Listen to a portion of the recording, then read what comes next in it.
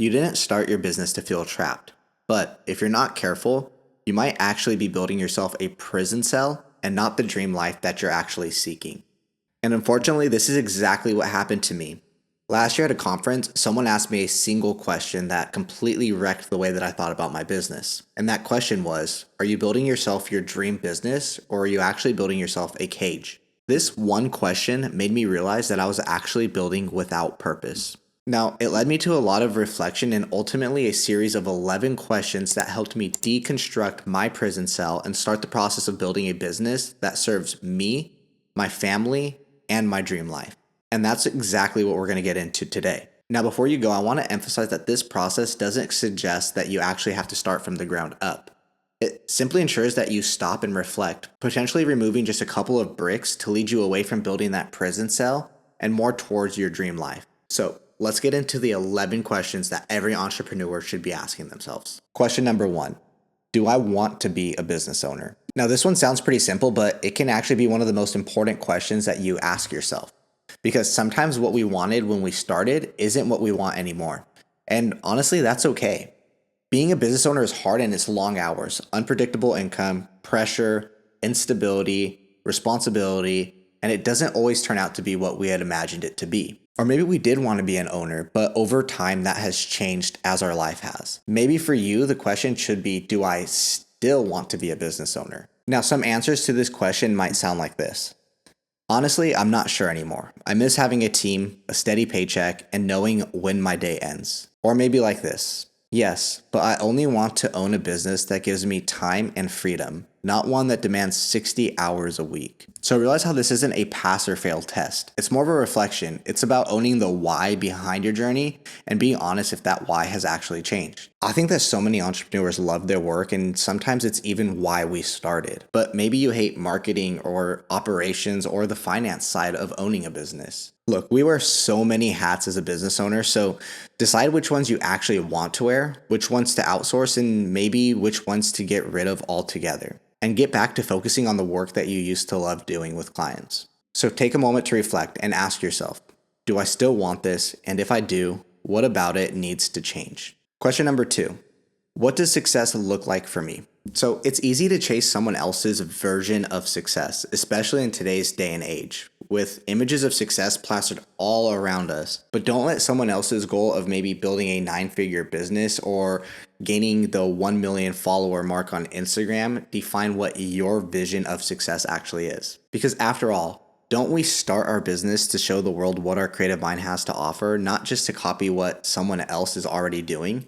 So why would we copy and paste their definition of success and let all of our creative work go to waste? Okay, so a couple of ways that entrepreneurs will typically answer these questions are as follows. Success means making $100,000 a year, working 25 hours a week so I can pick up my kids from school. Or maybe this is your vision of success. It's about impact. I want to know my work is changing lives, even if I'm not the richest person in the room. So take note how none of these are actually wrong answers, but they're radically different. And that's exactly my point, that your business is different and so should your definition of success. Now, on a deeper level, I want you to remember that this evolves. So maybe what felt like success 3 or 4 years ago feels more so like a burden today. So you need to revisit this question and the other questions that we're going to go through if you're ever feeling beat up or burned out. So remember to ask yourself, what does success look like for me? Okay, so question number 3. Is this business aligned with my values and long-term goals? When you're in what we call the trenches, it's easy to prioritize things like growth, speed, or money over alignment.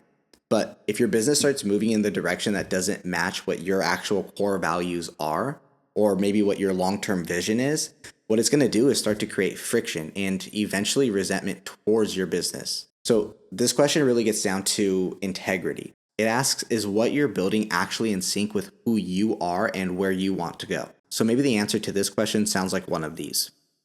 No, I'm saying yes to clients I don't enjoy working with just to keep cash coming in. Or maybe, yes, mostly, but I've been taking on too many projects that pull me away from the mission I started with. These answers are normal, and it's easy to want to help everyone and to accept all clients or maybe even offer like discounted rates so that people could afford working with you. But you absolutely have to try avoiding this as much as possible. Now, one thing that I actually want to note here is that Business owners are sometimes misunderstood, and by no means am I trying to make any excuses for them, but being firm on your price, for example, isn't just you being greedy and you wanting more money, but it's actually putting your priorities first instead of your clients. And maybe those priorities are things like your family or your friends or your current clients. And honestly, if that's what you're doing, then that's completely okay. So pause and ask yourself, is this business still aligned with who I am? Moving on to question 4. What kind of lifestyle do I actually want to live? So ultimately, you're not just building a business, but you're building your type of lifestyle. And what ends up happening with most entrepreneurs is that they design their business first and then try to squeeze in their life around it. So this question helps us get clear on what your ideal day actually looks like so that you can start to work towards that. So you can maybe even start with the question like, what does my ideal day look like? All the way from the moment that you wake up till the moment that you go to bed. And try to realize whether or not you're actually fulfilling what that day looks like or not, and realize where adjustments need to be made within your business to allow you to live that type of lifestyle. So if I were to answer this question, I would answer it like this. I want to work when I want and where I want.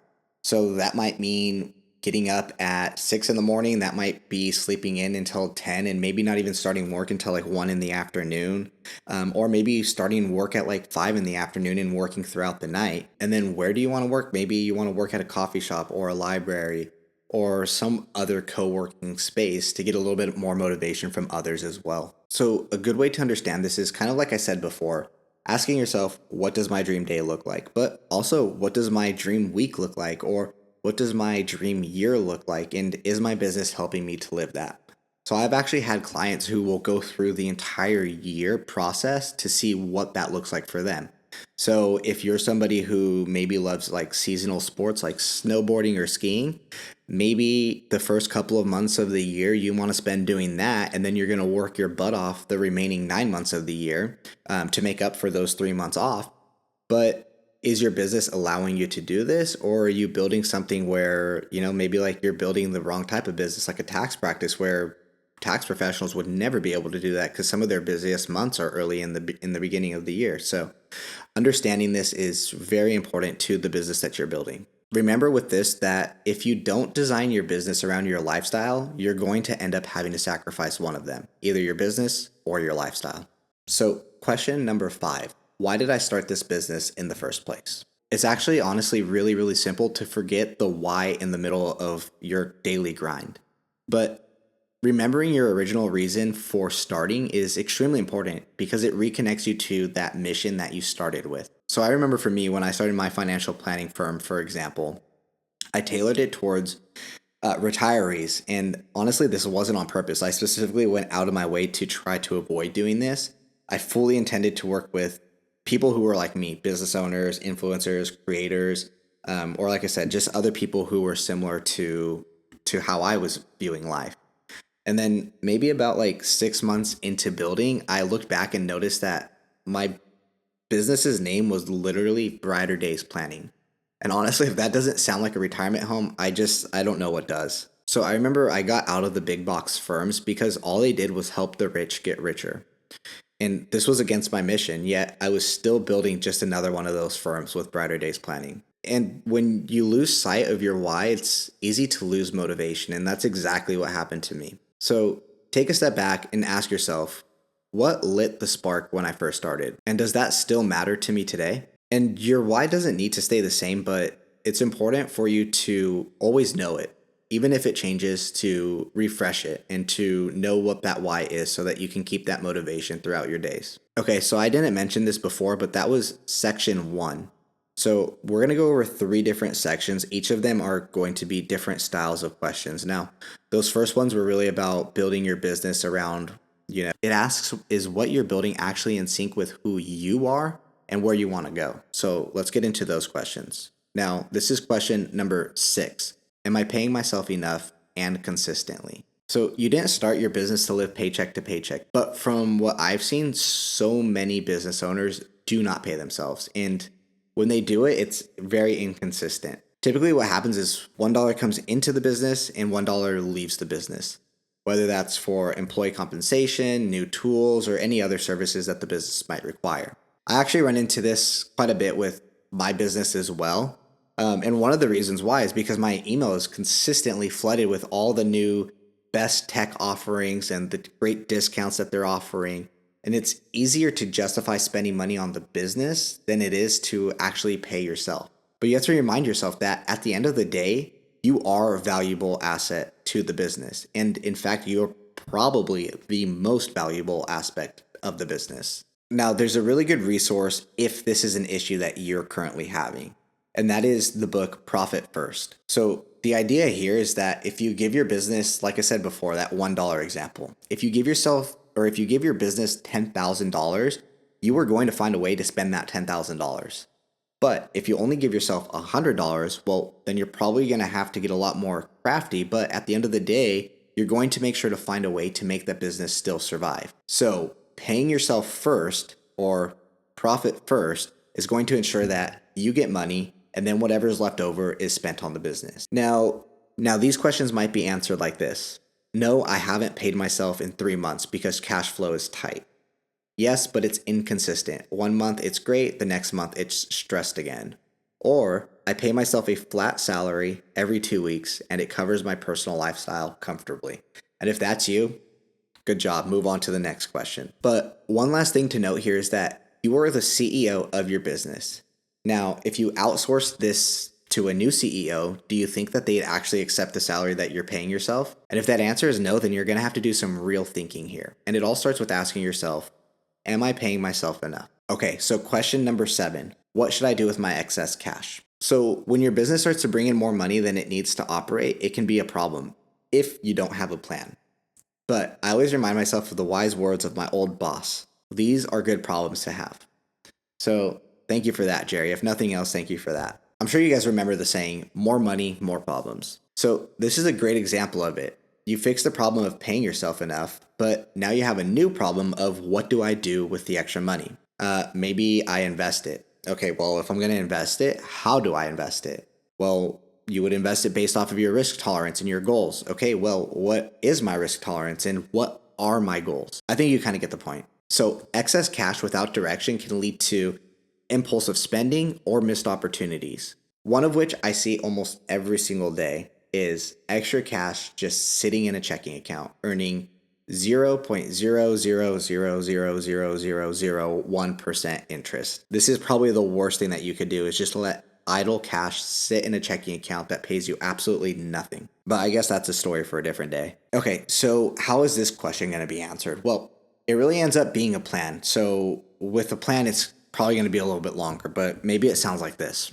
I'm going to save 30% of the excess cash into a business emergency fund, 50% into a SEP IRA, and the extra 20% into a bonus fund for my employees. So many businesses don't realize that they're sitting on just this extra leverage. And if you're fortunate enough to be one of these, then you need to think about what that leverage could actually buy for you. Maybe it could buy you extra time with your family by outsourcing additional tasks. Maybe support your future by investing additional dollars into your retirement accounts, or maybe even giving back to your employees by offering additional benefits like employee financial wellness services. So the next time that you pay yourself your appropriate salary and you see a healthy amount of cash left over, ask yourself, what's the smartest way to use this money? Question number 8, am I prepared for non-monthly or surprise expenses? The way that I like to look at this is as a mindset shift that business owners need to make. It's simply going from a reactive approach to a proactive approach. And in my opinion, the best way that you can do this is by creating a plan for your expenses. So this is why you see so many people run cash flow projections for their business or have personal budgets for their personal expenses. But there's more we can do and should do. Creating an emergency fund and an operational fund is one of those things that you probably should be doing, because these two funds are going to provide excess cash during either slow months for your business or when big expenses come up that are just completely unexpected. Now, how a lot of people answer this is like this. I just put stuff on a credit card when it comes up. But we should probably be answering with something along these lines instead. I have a business sinking fund and a personal one for things like car repairs or vet bills. Most people don't get into trouble because of monthly bills, but rather because of big, irregular ones that they weren't planned for. Okay, moving on to section 3, and this is all about business strategy. So just making sure that your business strategies align with who you are and are still relevant. So, question 9, what's working and what's not? As entrepreneurs, we often get so caught up in the day-to-day tasks and forget or just completely ignore any reflection. One of the best pieces of advice that I've ever got, especially if you're a solo business owner, is to schedule days for specific roles. So this can be maybe like a single annual CEO day where you solely focus on CEO type tasks, right? Like the really big picture type stuff that's going to affect the overall business.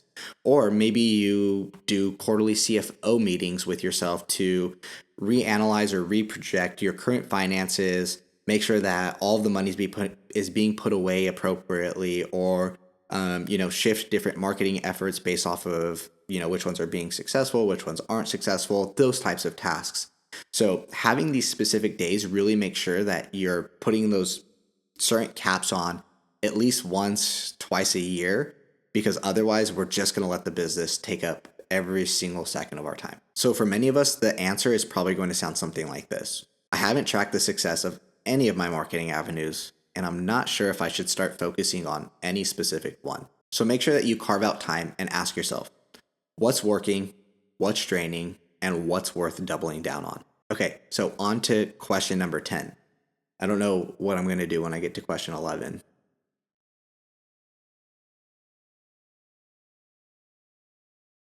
As entrepreneurs, we wear so many different hats, but there comes a point when you become the thing that's slowing everything down. So decisions, deliverables, growth. This question really helps you zoom out and identify where your business is hitting friction and if that friction is actually you. But remember that it's not about blaming yourself or any specific person on your team. It's more so about taking accountability and eroding away any friction that is holding up the growth of your business. Maybe your answer sounds like this. Everything has to go through me. Approvals, client responses, social media posts. I'm finally realizing that I'm actually holding us back. And no, that's not a quote from my old boss. So often business owners will realize that they are the bottleneck. And one way that I really like to think about this is by thinking through what happens during a vacation. So when you take a week-long vacation, what happens within the business? Does it completely shut down? Does it catch on fire? Does it blow up? Or are you working 5 hours still while on vacation? Or does it just run smoothly? Because if you can't take a week-long vacation without checking your email, then there's probably something worth digging deeper into here. Okay, question 11. Our final question is the one that was asked last year that made me think through this whole exercise in the first place. And that is, are you building your dream business or are you building a cage? Remember why you started the business in the first place. What did you want to create? What was your motivation? And does that motivation still exist? These are all important when analyzing the overall question. When you don't ask this question, you risk building a business that maybe looks successful on the outside, but feels more like a burden on the inside. Maybe you start saying yes to everything. You trade your time for money and you delay joy for someday. And that someday never comes. So I already gave you guys my answer to this question. I was definitely building myself a prison. But it's time to ask yourselves, are you building your dream business or are you building a prison cell for yourself? If you want to avoid building yourself a jail cell, ask yourself all 11 of these questions to ensure that your values, your dreams, and your future are all aligned with your business. Doing this can help you avoid years of unnecessary stress and frustration and ensure that when you look back at your business maybe 10 or 15 years down the line, you'll actually smile at its beauty and not envy its upkeep.